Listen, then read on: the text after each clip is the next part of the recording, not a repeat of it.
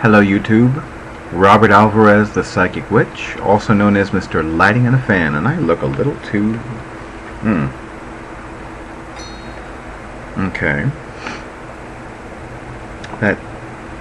Oh, it's the red. Oh, I keep forgetting that. Oh. Yeah, sorry about that. For some reason lately my webcam has been like freaking out, so anyway. I'm going to need to have my wonderful computer tech person take a look at this. So it's been a while since I've done a video, and I wanted to give all of you just some very quick updates, and then go into the main thrust of this video. So I feel wonderful, and you know, these past few days, this past weekend has been a really wonderful weekend for me. So I have a wonderful friend named Gary Sudo, who is he's just wonderful. He is a fashion designer. He is a diviner. He is a tarot teacher. He is also the founder of the NYC Open Gay Men's Pagan Magic Circle. And I had the opportunity to surprise him. Now, those of us that know professional psychics, like me, you know, it's hard to surprise us because we kind of know a lot, you know. So I completely surprised him by showing up for his tarot workshop, Spread 'em Witch, in which he taught some of the tarot spreads that he's created over the years. And it was so funny because, you know, I had forgotten that I did not reply to the Facebook event page for this workshop. And then it was just like Melissa and Stevie were like, "Oh, what a nice surprise!" And I was like, "Oh, that's right, I didn't tell anybody." So yeah, I surprised everybody, including myself, because it was like, "Oh yeah, I didn't tell everybody, I didn't tell anybody, and I didn't reply to the Facebook event page, so nobody had a clue that I was going." So Gary is moving to another state in 2016 for various reasons. And I wanted to surprise him because between his schedule and my schedule, I have not seen him in a long time. So that made me very... Hello! Isis the alpha female wants food.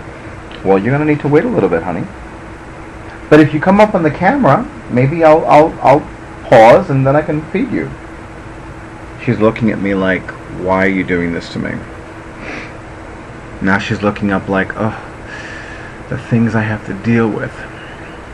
I never knew she was such a drama queen. Seriously, like, she is a massive drama queen. I was never this much of a drama queen. Serious. No, really. All right, I'm getting way off topic. So, long story shorter, busy weekend, fun weekend, productive weekend, and some wonderful surprises, which I'll mention in upcoming videos. But in the meantime, last year, I had the honor and pleasure of giving readings and energy healing treatments, and specifically goddess energy healing treatments at a wonderful place called Meta Center, New York, which has yet to find, or rather manifest, a new permanent physical space in Manhattan, which means that I need to petition a lot of different celestial beings more than I already have. So it was at one of these events, one of these fairs, that I found, or rather discovered, this beautiful, gorgeous oracle card deck. It is called Energy Oracle Cards, and the lighting is not making this look good, so I'm going to need to switch lighting. So pause. Alright. I'll work with the LED. Oh, that's so much better. Yeah. But I'm going to take off this scarf because I think it's helping to, you know, drive my webcam crazy. So, okay, so make this a little more comfortable. Yes, the sun is still in Libra, so I'm wearing the rose quartz pendant. So it is called Energy Oracle. Oh, that's so much better, my goddess. Energy Oracle Cards by Sandra Ann Taylor. It is a divination deck published by Hay House. It was published in 2013. And I remember that one of the other readers had it on her table, and I was like, oh, what's that? And I was immediately drawn to the back of the card design, which is just gorgeous. I've been divinely guided to use this deck for an upcoming event, which I'll mention in a new video, not now but soon. So this is the back of the card design. I know it's ethereal. I love it. So one of the things that I love about this deck is that it has it has cards that can be used as significator cards. Now, for those of you that may not be familiar with the term, in the tarot, a significator card is used to represent the client. Usually the significator card is a court card. For example, my sun sign is Capricorn, so it would be appropriate for the King of Pentacles to represent me.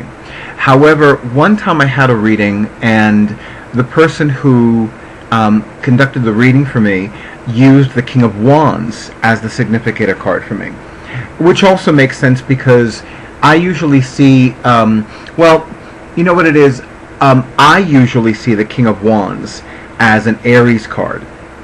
However, because of the leonine imagery in a traditional tarot deck on the King of Wands, and my rising sign being Leo, I could see why she would put she would use the King of Wands as a significator card. Now here's an interesting a sacred sidebar, as I call it. If you turn back the calendar 9 months, I was conceived when the sun was in Aries. So look at that. Usually, a significator card could also be the first card that comes out, because it's basically representing the here and now, what's going on in the client's life at the time of the reading. And you know, even in some tarot books and some little white booklets, or LWBs for short, the people who write them recommend going through the deck to see what situation most represents the client's life at the time of the reading. So let's say that the client is having a lot of problems and they're stemming from insomnia. So one could use the Nine of Swords as as a significator card. Let's say that the client is needing to choose between where to move from where he or she lives currently to where he or she wants to move. He or she could, the diviner rather, could use the Six of Wands, or the Four of Wands, or even the Six of Swords. So with this deck, I love this deck. I became immediately enamored by it, and I love the imagery. So it's a 53 card deck, which is very interesting because in many magical traditions, a witch studies for a year and a day. Since this deck rather has 53 cards, it's a great deck to use for pulling a card for every week for 53 weeks, meaning that you're pulling a card for a year and then you're pulling a card for another week. So technically it could be a year and a day. Technically. This deck has cards that are named after traditional tarot cards, such as the Sun, which is the first card. There's also a card called the World. There are Chakra Cards, which depict different archangels. There are cards that represent states of being, such as Broken Heart. And of course, my alter ego, metaphysically speaking, is Mr. Prosperity, so I happen to love the different cards that correspond to prosperity, abundance, professional success, such as the Cornucopia, which for several years has been my personal favorite sacred symbol of prosperity. And I promised myself that this year I would purchase a Cornucopia that I would hang. I'll probably hang it above my Divine Prosperity altar, because it has been my personal favorite prosperity symbol for years and years. Here, that's Isis, the alpha female, saying, "I'm hungry! Feed me now!" Yeah. You know, I can roll over there and close the door. Oh, and there's Durga in the background. You cannot see her because my body is... Oh, now she's on the floor. Never mind. Okay, so for those of us on a mystical path, the temple path,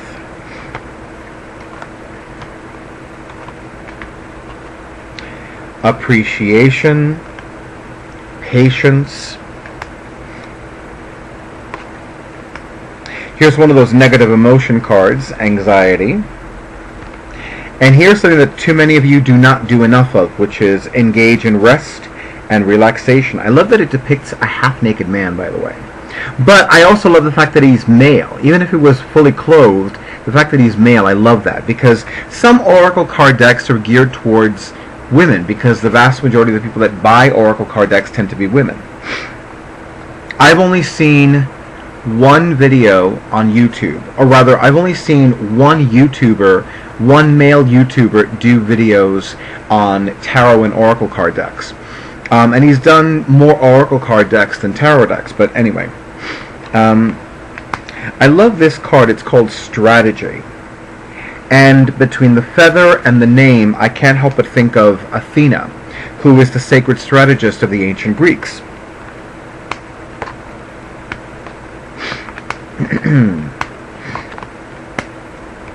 Here's something else that a lot of us don't do enough of, and that is walking away. And here's a card symbolic of another goddess, another Greek goddess, Victory. The ancient Greeks called her Nike. The ancient Romans called her Victoria. The World, another card named after a traditional tarot deck. I love this card, Door to Value. Look at all those dollar bills and golden coins. And here's the Door to Spirit. And here's the Door to Romance. I love these door cards. Here is the card, Door to Personal Healing and Happiness.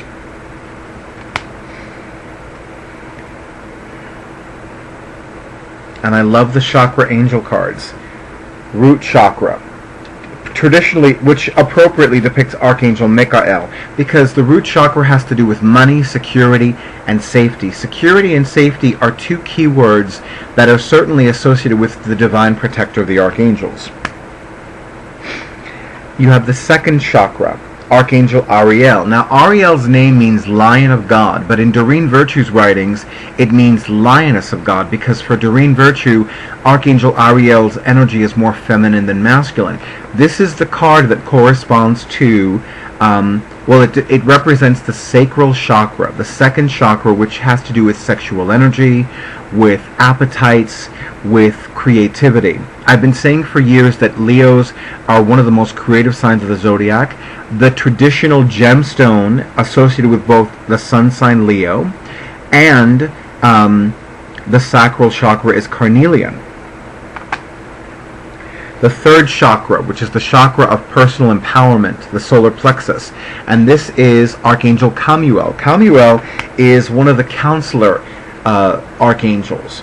He helps people, he guides people. Archangel Chamuel is like a relationship counselor, but not just romantic relationships. It's like all across the board, professional relationships, personal relationships. Appropriately enough, Archangel Raphael is on the heart chakra card, which makes perfect sense because, you know, the heart chakra is traditionally green, and specifically emerald green, which is the color of his aura. And the heart chakra has to do with romance and love and relationships. You know, I've said for years that it is so appropriate that Archangel Raphael is on the Lover's card of the tarot, because more people have more bullshit about romantic relationships than anything else. And if that doesn't apply to you, feel free to tell me so. Fifth chakra, which is the chakra of divine creativity, and it is also the chakra of communication. And it depicts Archangel Gabriel, who is so appropriate for this because Gabriel is the divine messenger of the archangels. He's the divine communicator of the archangels, and he has a special affinity with artists. I'll tell you a quick story. So I had a regular client who's an actress, or an actor, if you will. And for years, every time she'd have a reading with me, I would always be divinely guided to tell her, you know what, I think you need to call upon Archangel Gabriel to help you with auditions, get you paying gigs and things like that. And I didn't know her that well, so I didn't know how open she was to working with different goddesses. So the last time I saw her was at a mutual friend's birthday party. She had just finished a paid 1.5-year run on in the theater. And I believe it was off-Broadway. But it fascinated me. I was like, you finally called upon Archangel Gabriel, right? She's like, yes, Robert, I did. You told me so. I said, good. Keep calling on him for other auditions. and it made me very happy. It really did, because, you know, so many actors want to be paid actors. They want to, you know, be paid for their craft because they've spent blood, sweat, tears, money, and stress to acquire it. Ooh, look who that is.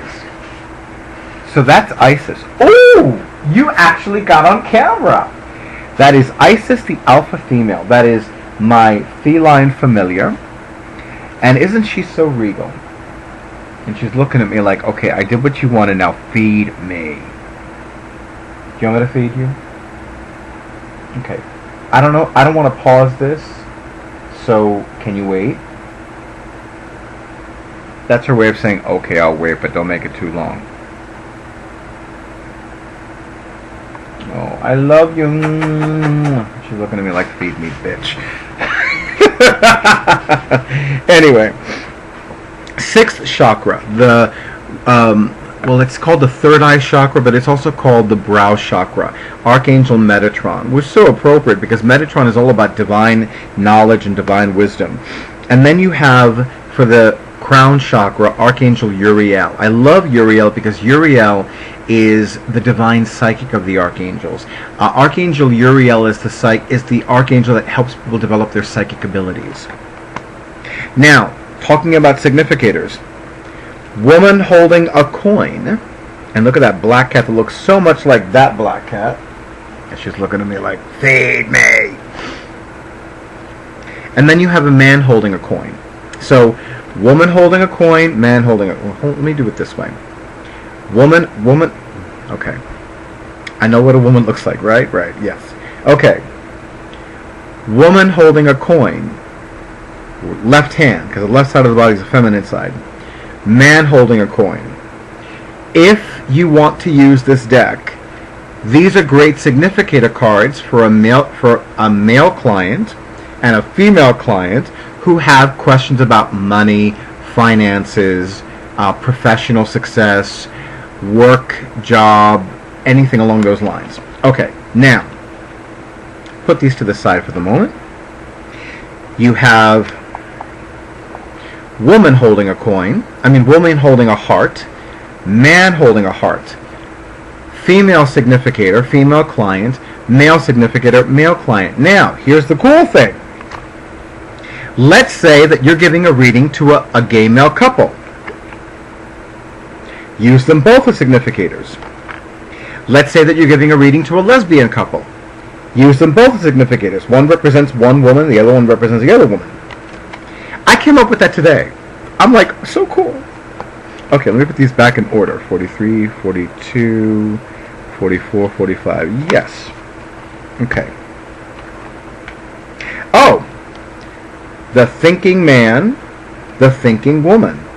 Now this could be anything to do with creativity, ideas, intellect, the mind, expansion, mysticism. 46, 47. You have the angel of balance, a very underused and undercalled upon angel, by the way. Angel of love. Angel of strength. Now, as I've mentioned in at least two of my previous videos, if I'm not mistaken, or at least one previous video, when I use oracle card decks or divination decks, I like to see which card most represents the energy of the High Priestess card of the tarot.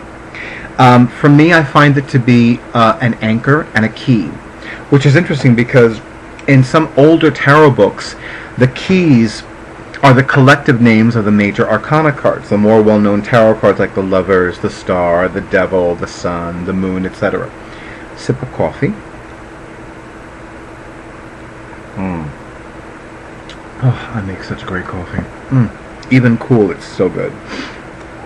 So when I saw this card, I knew that this would represent the High Priestess card, who, for me, is the ancient Egyptian goddess more commonly known as Isis, goddess of the moon. If you're familiar with the astrological associations of the tarot cards, you know that the High Priestess card, Trump 2, is astrologically aligned with the moon. Isis is a full moon goddess. So when I saw this card, I was like, well, this is my key. This is also my anchor. This is the card that anchors me to this deck. That it opens. It's both. It's a key and it's an anchor for me. It's a key because it opens the door to this deck for me, and it's an anchor because it anchors this deck in me. And of course, I love the fact that not only is this card represented in the deck, the image is on the cover of the box and on the cover of the guidebook. Technically, this is like Maiden Mother Crone.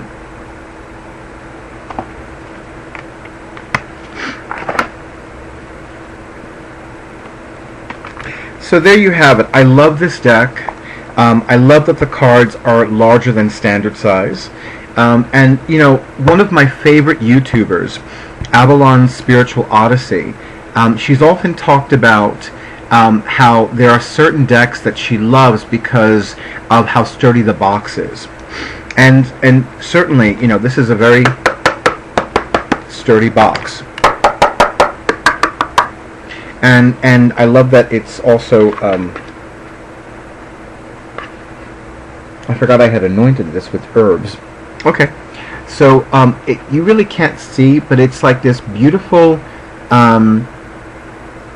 like medium deep lavender, and it just looks gorgeous. Actually, it's in the back of this too. It's in the inside of this. Yeah, it's not showing up very well. Let me see.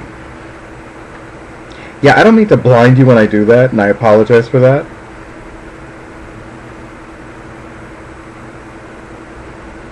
Anyway, sometimes I see things. Anyway, so I do love this deck. I'm looking forward to using it next month for readings. I'll probably, yes, because this month is almost done.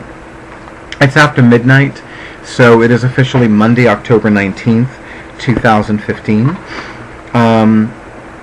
And yeah, so it's a beautiful deck. It's a great alternative to a tarot deck.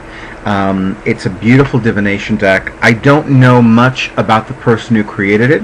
Oh, the artist's name is, let me look it up here. Let me look for it in here. By the way, here's another tip for y'all. Oh, but first things first.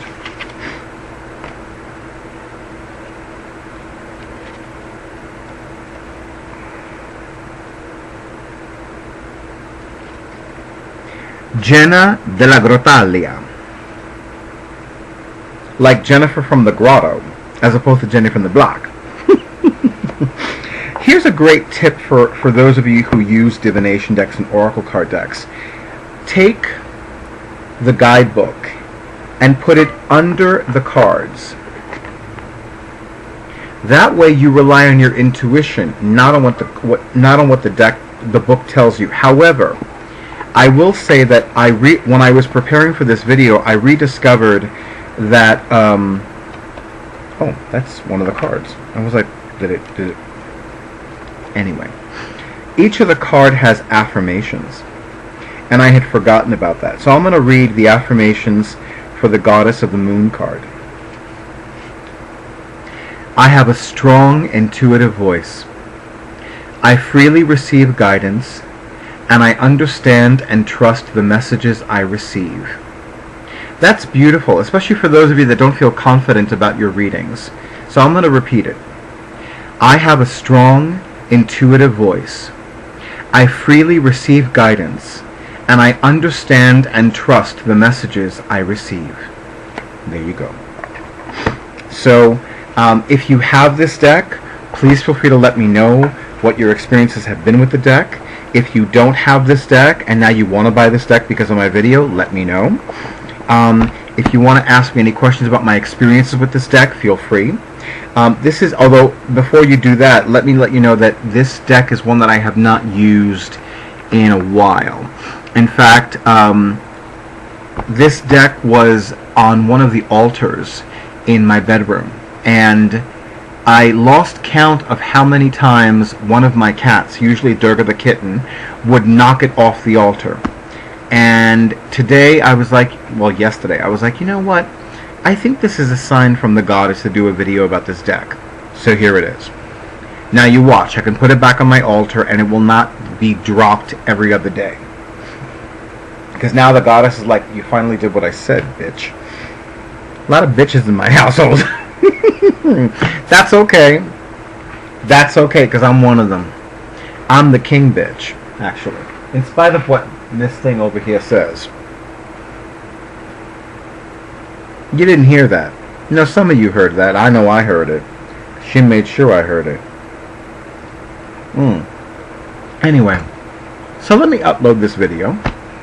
And in the meantime, I want to thank you for those of you that have subscribed, those of you that have watched the videos, those of you that have commented. Thank you, thank you, thank you. And I think now I have, interestingly enough, including this one, 22 videos, which is the same number of major arcana cards in a traditional tarot deck. No coincidences. But for now, I wish all of you a beautiful night, a wonderful week, and I wish all of you and yours many blessings. Thank you and good night.